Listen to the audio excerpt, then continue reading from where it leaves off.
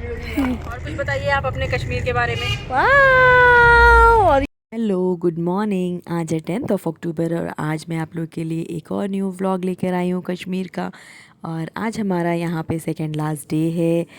परसों हम लोग यहाँ से चले जाएंगे, तो चलिए देखते हैं अब हम लोग कहाँ जा रहे हैं। Hello guys, we are going to Sonmarg. Hi कर दो। हाय हाय।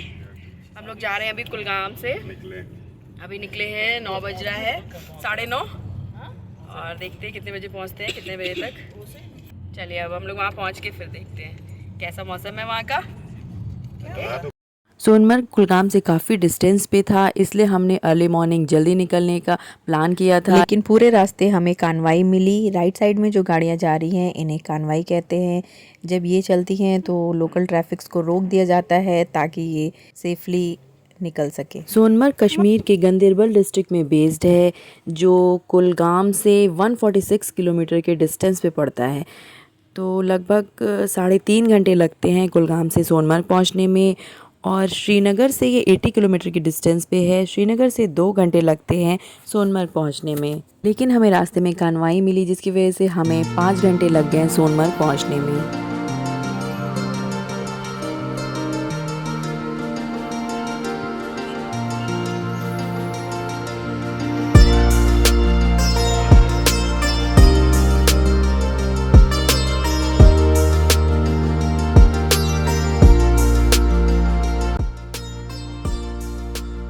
और ये है पहला टोल श्रीनगर के रास्ते में। इधर भाईजान का ऑफिशियल वर्क चल रहा है। हम लोग लेट हो गए हैं क्योंकि आपा का कोई जाने का प्लान नहीं था। लेकिन फिर हम लोगों ने उनको तैयार कर लिया चलने के लिए, तो इसलिए वो अब गाड़ी में ही रेडी हो रही हैं। और यहाँ भाईजान भी अपना ऑफिशियल वर्क कर रहे हैं। गाड़ी में तैयार हो रहे हैं और ये चटपट तैयार हो गए। अब देखते हैं हम लोग कब तक पहुँचेंगे। अरे आप तो क्योंकि रास्ते में हमें कानवाई मिल रही है बार बार। और कश्मीर में इतनी खूबसूरत वादियाँ हैं कि इनको देख देख कर दिल बिल्कुल भी नहीं भरता है। और इन्हीं को देखते हुए हम लोग सोनमर्ग के रास्ते पे आगे बढ़ते चले जा रहे थे।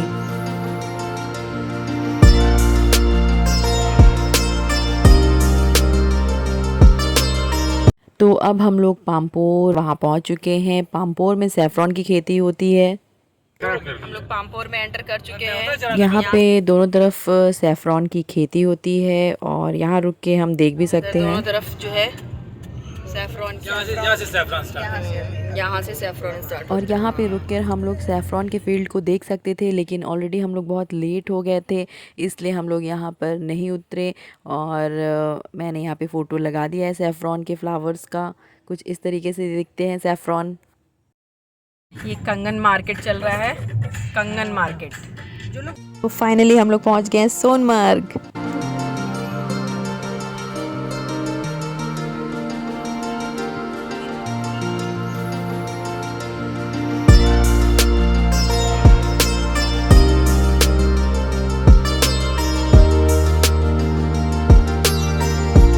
सोनमर्ग की मीनिंग है फील्ड ऑफ गोल्ड, सोने का मैदान। ये 8,956 फीट पे है।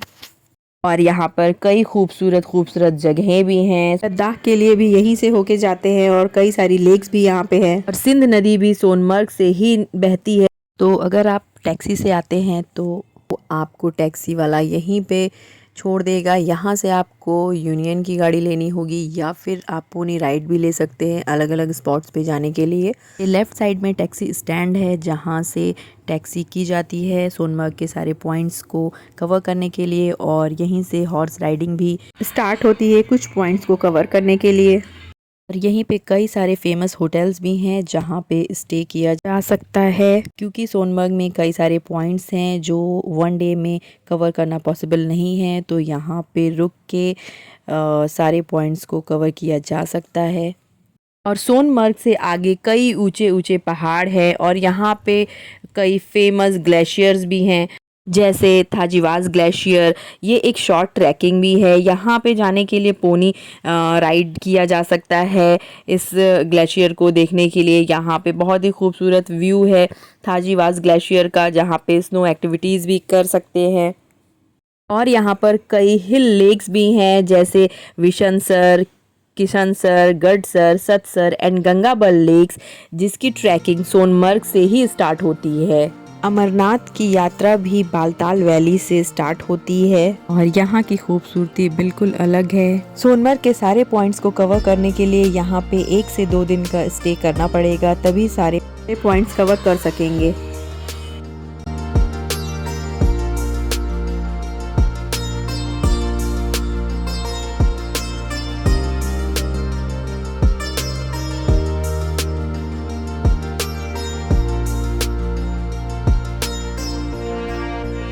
यहाँ तक पहुँचने में हम लोग को काफ़ी टाइम लग गया, तो हम लोग यहाँ थोड़ी देर रुके, रिफ़्रेशमेंट लिया और फिर हम लोग आगे की तरफ निकल गए, क्योंकि हमारा टारगेट था स्नो देखना। इसलिए अब हम लोग जा रहे थे जोजिला पास, जो कि सोनमर्ग से 20 किलोमीटर आगे पड़ता है। ये बेस से 11,549 फीट पे है and it is one of the dangerous road of India.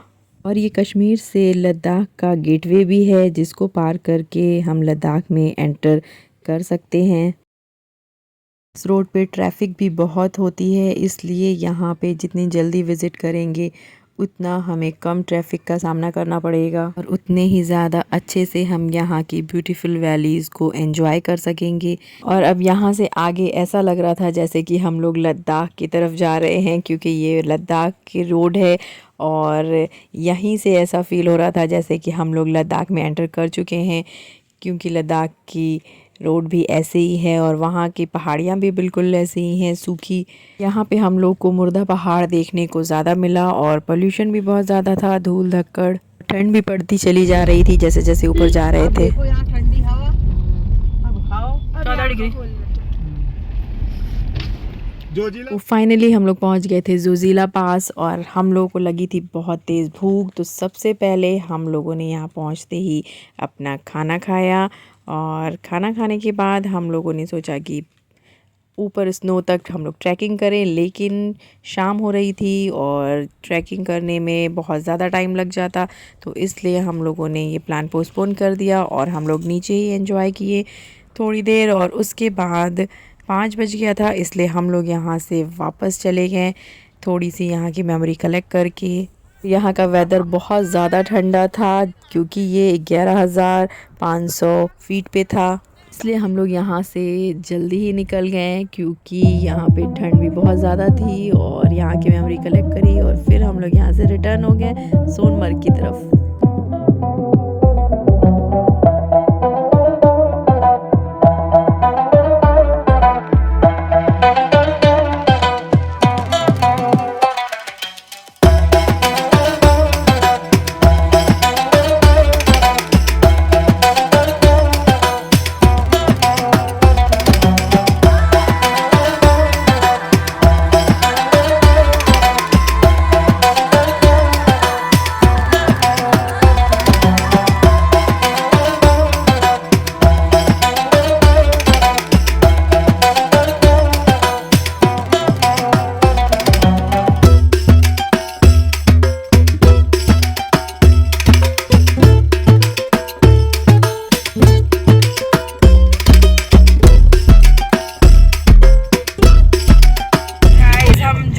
पास पहुंच गए हैं और हमने बहुत एंजॉय किया। अब हम लोग जोजिला पास से वापस जा रहे हैं, क्योंकि यहाँ पे हम लोग ज़्यादा टाइम नहीं दे सकते हैं।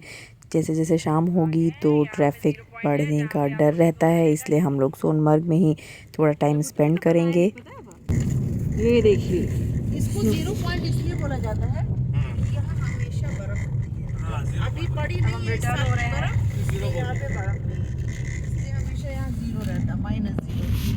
ओके, हम जा रहे हैं सोनमर्ग जोजिला पास से 0 पॉइंट से वापस सोनमर्ग जा रहे हैं। लद्दाख है ना, लद्दाख में भी बहुत जगह है घूमने का। वहाँ पे रेत है, रेत का पहाड़ है वहाँ। ऐसा? हाँ, नुब्रा वैली है ऐसा? और सीधे वहाँ चाइना बॉर्डर की सलामी देखिए।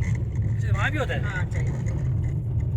और कुछ बताइए आप अपने कश्मीर के बारे में। हमारे कश्मीर में तो मेरा फेवरेट सबसे अच्छी जगह है पहलगाम, उसके बाद गुलमर्ग। अभी आप ये यहाँ के बारे में बताइए, जोजिला पास के पास 0 पॉइंट के बारे में कुछ बताइए। 0 पॉइंट तो हम लोग आए, लेकिन हमने सोचा था कि हमें कुछ बर्फ़ छूने को मिल जाएगा, लेकिन हमें बर्फ छूने को नहीं मिली, सिर्फ बर्फ देखने को मिली और वो भी बड़े दूर से। ओके, जैसे कि आप यहाँ से देख सकते हैं, ये बर्फ है ना, ये बर्फ, ये देखिए ये वाला।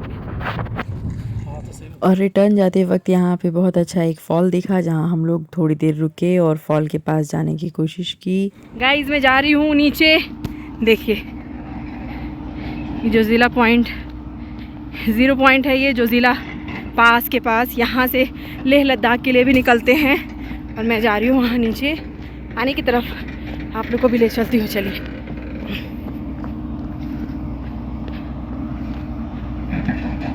देखिए वो वहाँ पहुँच चुके हैं दोनों लोग, उनके पास जा रही हूँ, पानी के पास। ये देखिए,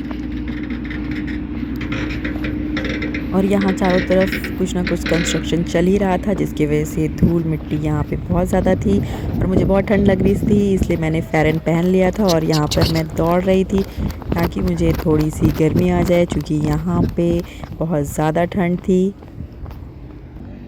और हम वहाँ से आए हैं, यहाँ पे वहाँ से पानी आ रहा है, देखिए ये पानी वहाँ से आ रहा है, यहाँ तक आते आते थोड़ा डर्टी वाटर हो जा रहा है। ऊपर से नीचे हम यहीं आए हैं, वहाँ पानी, वहाँ वाटरफॉल है, पर उस वाटरफॉल जाने का कोई फ़ायदा नहीं, क्योंकि यहाँ पे बहुत ज़्यादा पानी है और इसको पार करके जाना पॉसिबल नहीं है, इसलिए we are going to back. वो वहाँ चले गए बट मैं नहीं जा रही हूँ, क्योंकि बहुत ठंड हो रही है यहाँ पे। और ये देखिए यहाँ का वेदर, और ये हूँ मैं। चलिए अब मैं जा रही हूँ, हम जा रहे हैं वापस। और वाटरफॉल तक जाने के लिए यहाँ पे ईटीवी चलती है, जिसकी राइड लेके हम वाटरफॉल तक जा सकते हैं, लेकिन मैंने नहीं लिया क्योंकि ईटीवी ओपन रहती है और उसमें डायरेक्ट हवा लगती नोज़ में, तो फिर सर्दी ज़ुकाम होने का डर रहता, इसलिए हम यहाँ से वापस चले गए ऊपर। और यहाँ पे भी हमने फिर कुछ मेमोरीज़ कलेक्ट करी।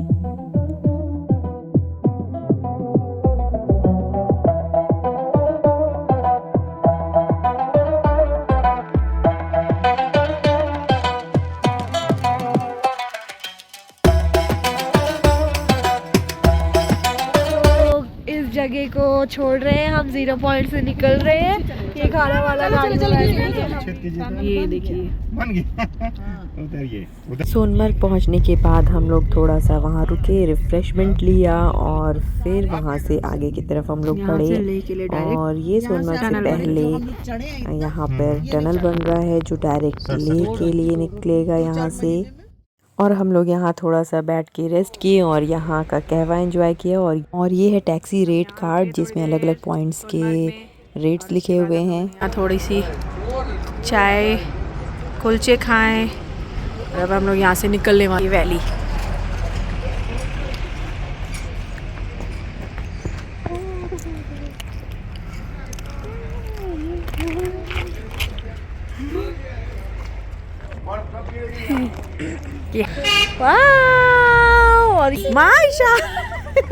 और सोनमर्ग की सबसे ख़ास बात कि यहाँ से भी अमरनाथ की यात्रा शुरू होती है। सावन पूर्णिमा के टाइम अमरनाथ गुफा की यात्रा के लिए भी एक आधार है सोनमर्ग।